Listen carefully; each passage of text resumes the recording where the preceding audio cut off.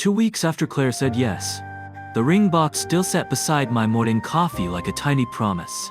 I remember the damp wood smell of the porch after overnight rain.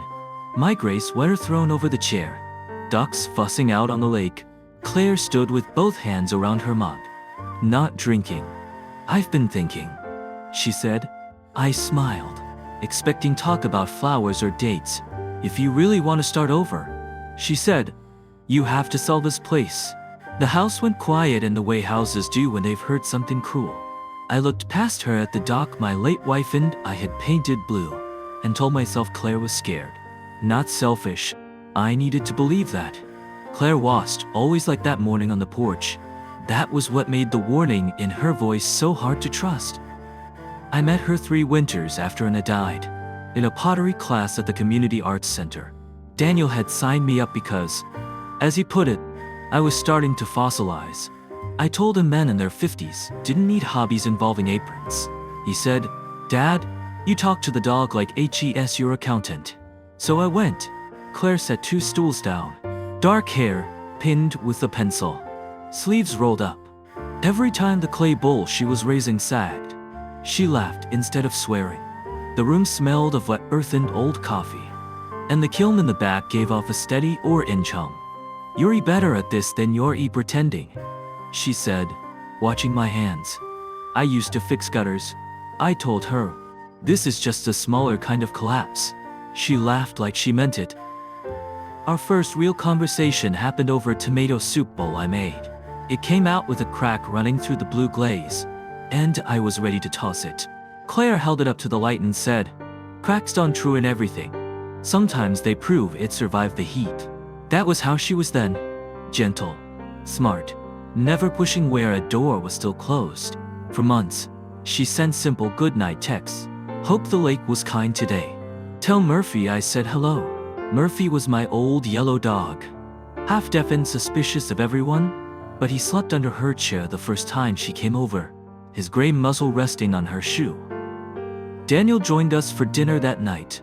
He was grown, married, busy, but he still watched me as if grief had left a bruise under my shirt. Claire didn't perform for him.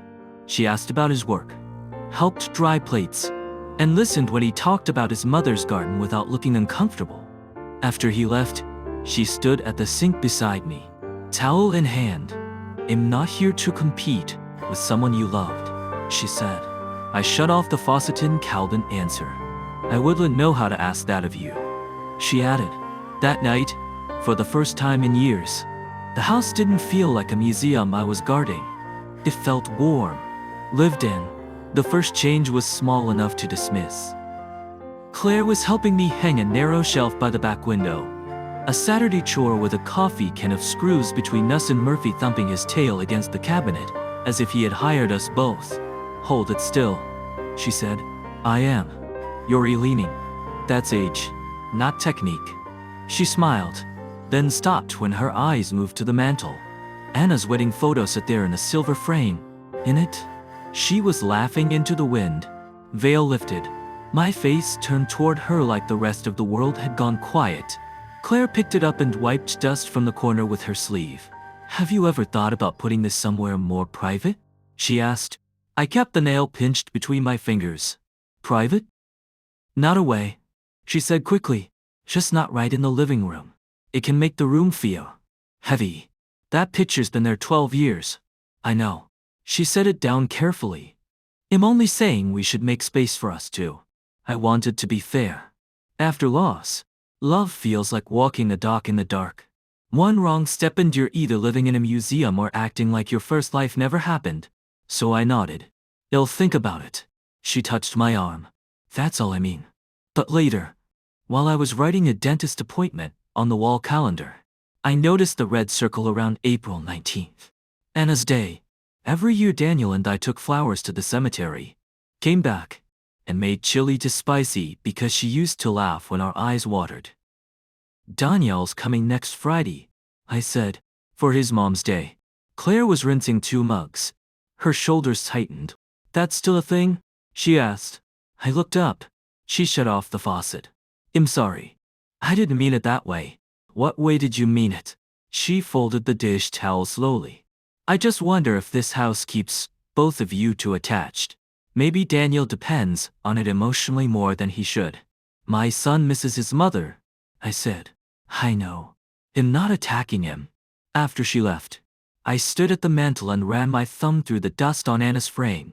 For the first time since meeting Claire, the warmth of my own living room felt watched.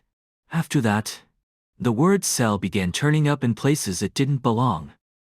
At breakfast, Claire slid a glossy flyer across the table. I lakefront place 3 Coves overhead sold for a number circled in yellow marker. She had written notes in the margins. Just look, she said. You highlighted it? I was curious. You were preparing. Her mouth tightened. There's nothing wrong with knowing our options. Our option. We're getting married. Evan, we have to think about shared assets. A clean beginning. Clean. As if my life before her were something spilled.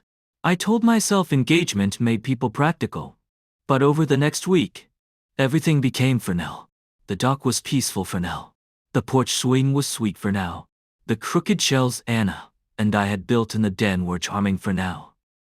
Then I came home from the hardware store and found a stranger measuring my front windows.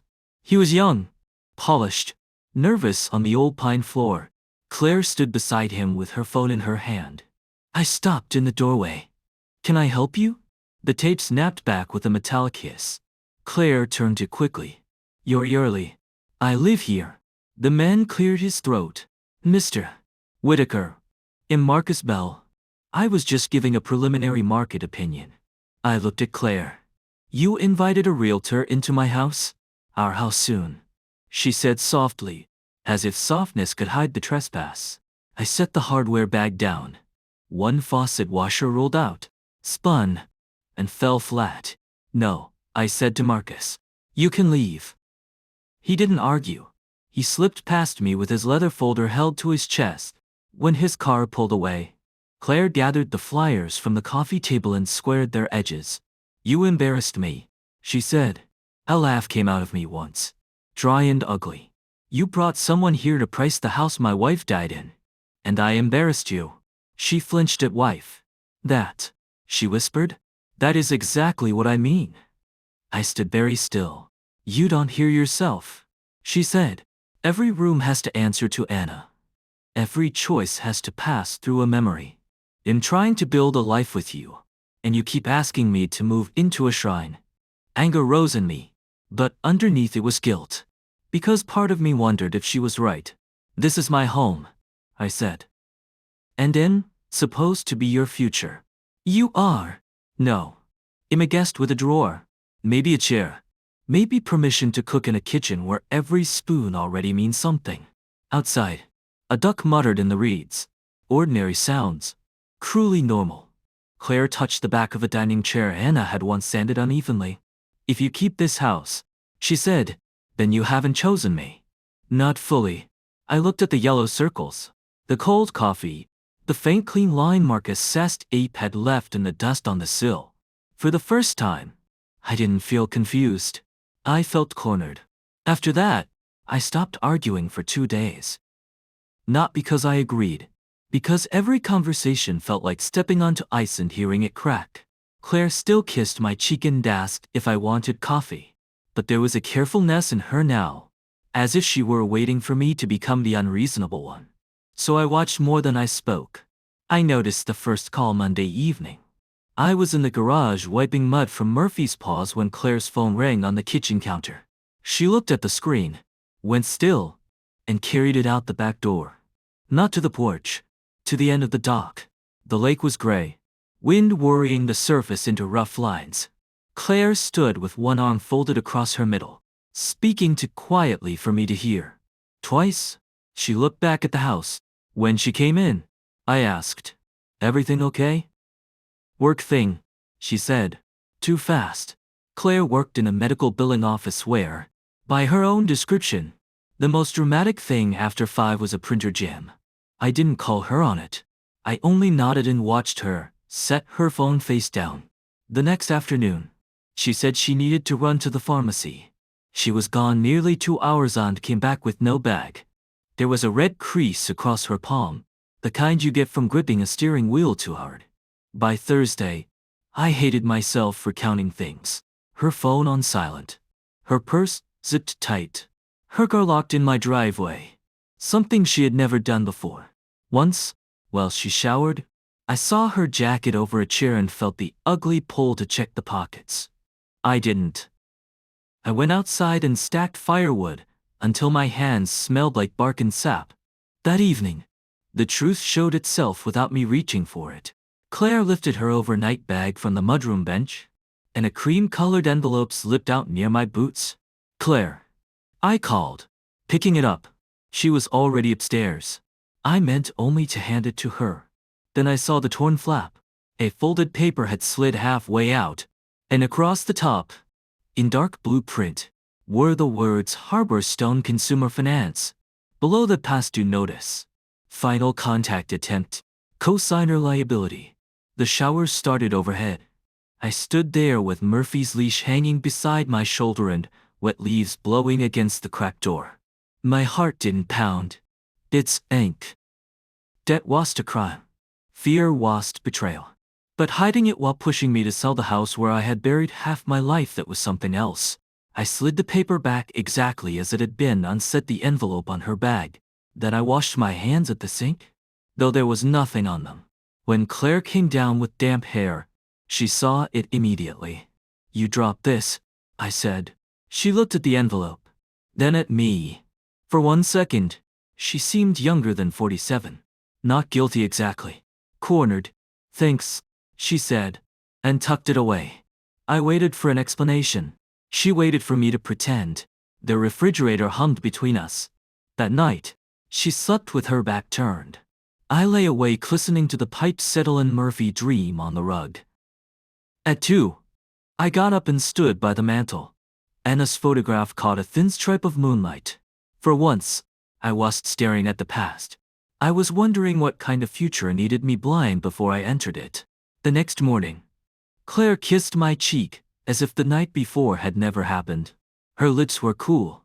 She smelled like the lavender shampoo she had started keeping in my shower. The one that had quietly replaced the plain soap he'd used for 20 years.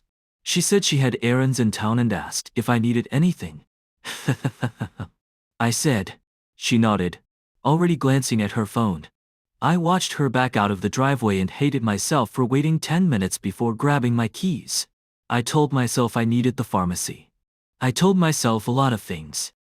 Her car was behind the old municipal building, nowhere near the shops.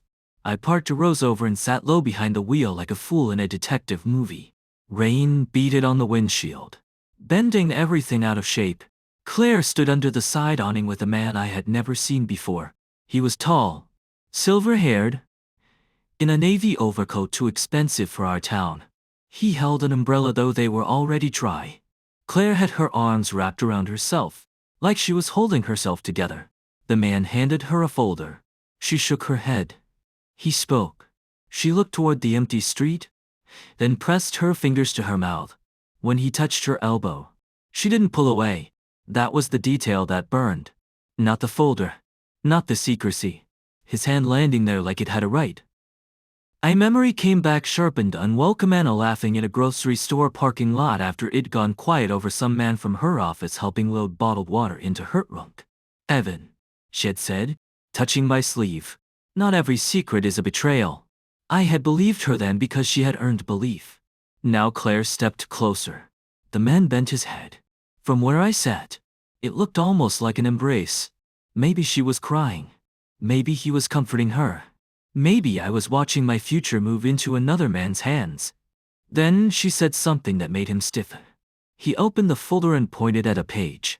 She snapped it shut so hard I saw the motion across the lot. My phone buzzed. "Claire, running late. Hardware store is out of filters. Try tomorrow?" I stared at the message while she stood 20 yards away beside a man with polished shoes. The lie was so small it almost felt polite. I drove home before she could see me. Murphy met me at the door with his rope toy. Hopeful. I stepped around him and went to the den. On my desks at the house appraisal Marcus had left behind, half hidden under a magazine. I hadn't put it there. A yellow note clung to the corner in Claire's handwriting. Ask about cash closing. No contingencies if possible. I read it 3 times. Outside, the lake moved under a flat pewter sky. The dock ropes knocked against the posts, steady as a pulse, when Claire came home with no coffee filters and a bright, tired smile. I had already decided the man in the navy coat was not the worst part. The worst part was that she thought I wouldn't notice the house disappearing one paper at a time. I didn't ask Claire where she'd been. That surprised her more than anger would have.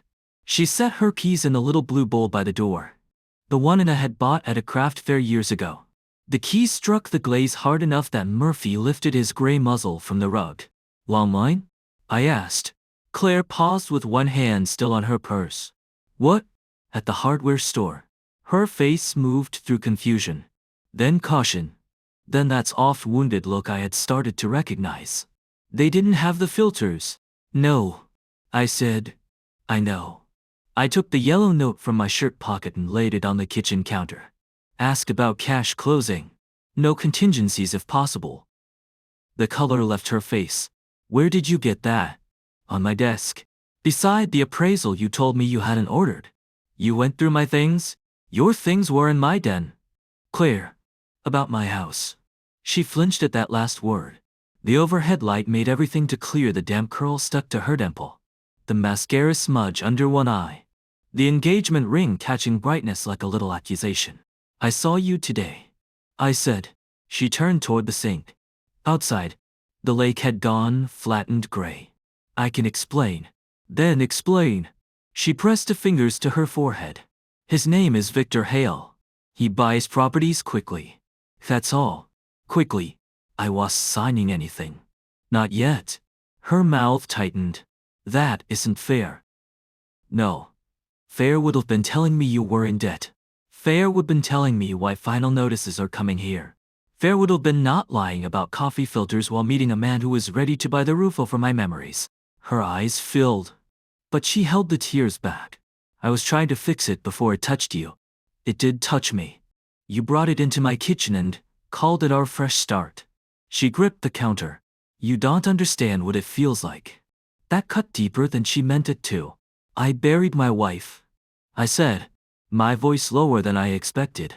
I watched my son sit at this table for 3 days without speaking because words made her death too real. I understand fear. I understand bills. I understand waking up and not knowing how to keep going. Claire covered her mouth. For a second she looked toward the mantel, toward Anna's photograph. I know, she whispered. Then why use it against me? I didn't. You said if I kept this house. I hadn't chosen you. She looked down. Say it was a test. I said. Look at me and say that. She couldn't. The refrigerator clicked on. Murphy's collar jingled as he settled again. Such ordinary sounds, while the life I had almost promised myself to was coming apart. Finally Claire said, I thought if the house sold, everything would stop. The calls, the letters, my mother panicking, the threats. Your mother? She froze. I stared at her. What does your mother have to do with this? Claire twisted the ring once, then stopped as if it burned. Not tonight, she said. Something in me went very still. No, I said. Tonight, please. I folded the yellow note carefully, just to keep my hands from shaking. You asked me to prove I loved you by giving up my past. I said. Now I'm asking you to prove you love me by telling the truth. She stood there crying, with no answer ready. And for the first time all week, at least that was honest, Claire sat down like her knees had finally given out. Not on the couch. On the bottom stair. Beside Murphy's leash and my muddy boots. Rainwater dripping from her coat onto the floor. My mother's house is in foreclosure, she said. I waited, because that sentence did not match the fear in her face. She borrowed after Dad died. A second mortgage. Then, credit cards. Then, some terrible loan out of Columbus. Claire wiped her cheek with her sleeve. Every time I asked for papers, she said I was humiliating her. The man at the municipal building, I said. Not a lover. Her voice cracked. A bankruptcy attorney. He volunteers there once a month. Rain tapped the windows. The gutter over the mudroom spilled in a steady rush. I leaned against the counter, feeling the edge bite into my back. The folder? Options. None good. I looked at her until she dropped her eyes. She asked me for money after we got engaged. Claire whispered, "How much?" At first, 10,000. Then more. Then she saw the estimate Marcus sent. Claire covered her mouth. Then forced her hand down. I never should have let him come here. I know that. But once she saw what this house might sell for, she wouldn't stop. I closed my eyes. She said, "If you love me, you'd sell." She said I was moving into a lake house with a man who had money while my own mother lost everything. Claire's mouth trembled. She said widowers cling to houses because no living woman has asked for enough. The room seemed to lose all warmth. For days, I had thought the enemy was jealousy. Claire against Anna's photograph. Claire against old dishes, old sweaters, old grief. The truth was worse and sadder. She had not been trying to erase my dead wife because of love. She had been trying to turn my grief into cash. "You used her words on me," I said. Claire nodded once. A cruel sentence rose in my throat. I wanted to make her feel the week I had spent questioning myself, wondering if loyalty had become stubbornness, wondering if love meant surrendering the last place that still held my name honestly. But she already looked punished. She told me she'd disappear. Claire said that she'd leave a note blaming me. I know how sick that sounds. But when you grow up listening to someone cry through walls, you learn to move before you think. I rubbed my hands over my face. They smelled faintly of dust and old paper from the appraisal. "Did you promise her the money?" Claire did not answer fast enough. I lowered my hands. "She wanted me to get you to agree before the wedding," she said. "Before Daniel could object. Before you had time to reconsider. She said once we were married, it would be our decision." My son's name landed between us like a plate shattering. "You brought Daniel into this?" "No. I never spoke to him. But she asked whether he could block a sale. Whether he had any claim." Something inside me went still. Claire saw it. She stood, then stopped herself from coming closer.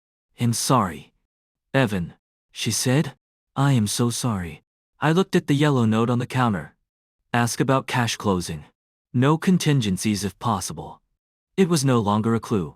It was a confession she had written before she was brave enough to speak. Neither of us slept much. Claire stayed on the couch because I didn't ask her upstairs, and because she knew better than to assume. I handed her a blanket from the hall closet. She held it against her chest like it was breakable. Murphy followed me halfway up the stairs, then looked back at her, confused by the new weather in the house. Around 3, I came down again.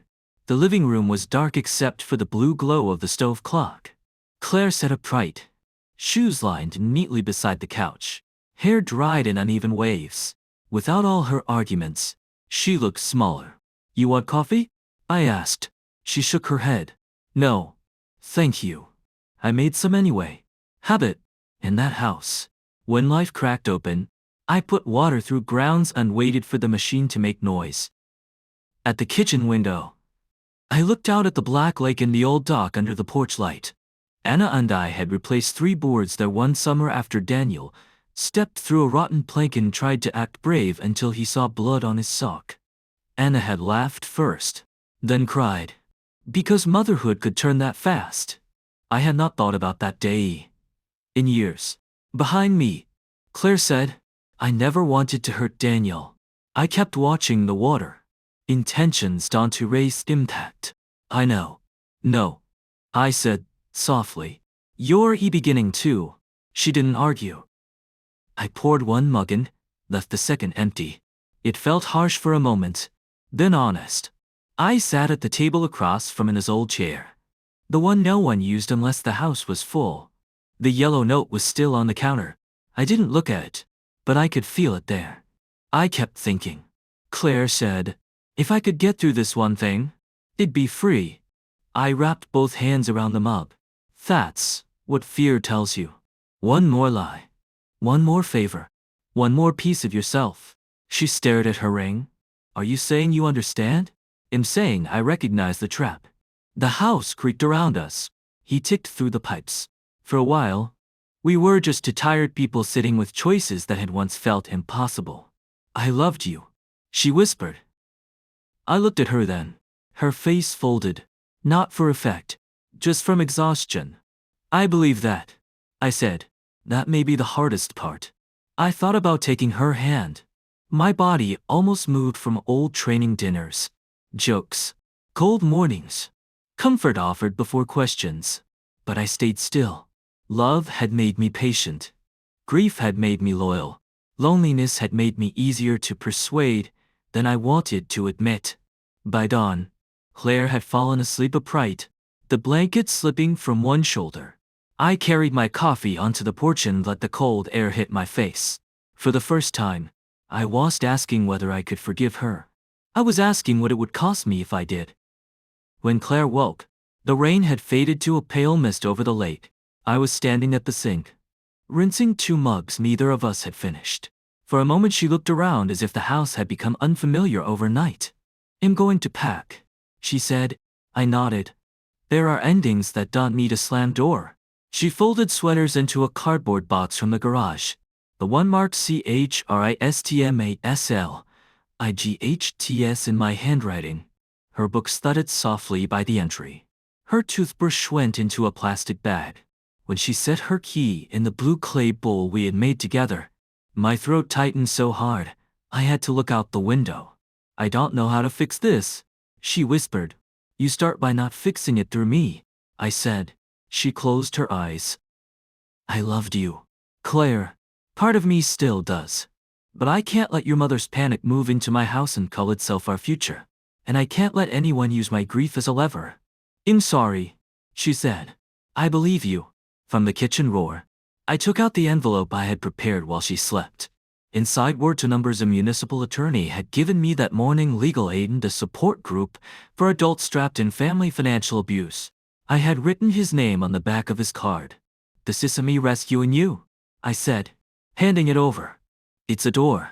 You have to walk through it yourself. She held the envelope against her chest. Daniel arrived near noon with pancake mix and a paper bag of oranges. Nobody in this house is emotionally qualified to make breakfast, he said. Then he burned the first batch, until the smoke alarm chirped and Murphy barked at the ceiling. I laughed before I could stop myself. It hurt, but it was real. After Claire drove away, Daniel and I stood on the porch. Her tire tracks curved through the wet gravel and disappeared. I was scared you'd sell it, he said. I know. Not because of the money. His voice dropped. Because if the house went. It felt like Mom went again. I watched Miss lift from the dock when I used to drink coffee in her red robe. I was scared too, I said. But I can't keep this place frozen just to prove I remember her. Daniel swallowed. I don't want you frozen. I just wanted somewhere to come back to. I put my arm around his shoulders. After a second, he leaned into me like he had when he was 10. You do, I said. So do I. But nobody gets to turn that love into a weapon again. We stayed there until the lake brightened. Behind us, the house was quiet, wounded, and still ours. By October, the house smelled of fresh paint and wet leaves off the lake. I didn't sell it. I didn't keep it frozen. Either. Daniel came up one weekend, and together we painted the living room a warm gray and I would have called to serious before quietly admitting she liked it. We moved her photograph from the mantel to a walnut table by the window. Beside a lamp, a bowl of lake stones, and the crooked clay vase Daniel made at 13. It feels better there, he said. It does, I told him. On Saturdays, I opened the old boathouse doors and set out to use pottery wheels. A few neighbors came by to learn how to center clay. Mostly. We made uneven bowls and laughed when they slunked. Murphy slept in a strip of sun by the threshold, lifting one eye whenever someone said his name. One afternoon, a letter arrived in Claire's handwriting. I stood at the kitchen counter before opening it. My hands didn't shake. She wrote that she had separated her finances from her mother's, found a counselor, and was learning the difference between love and obligation. At the bottom she added, I am sorry I tried to make your healing pay my debt. I read it twice, then folded it along the same creases.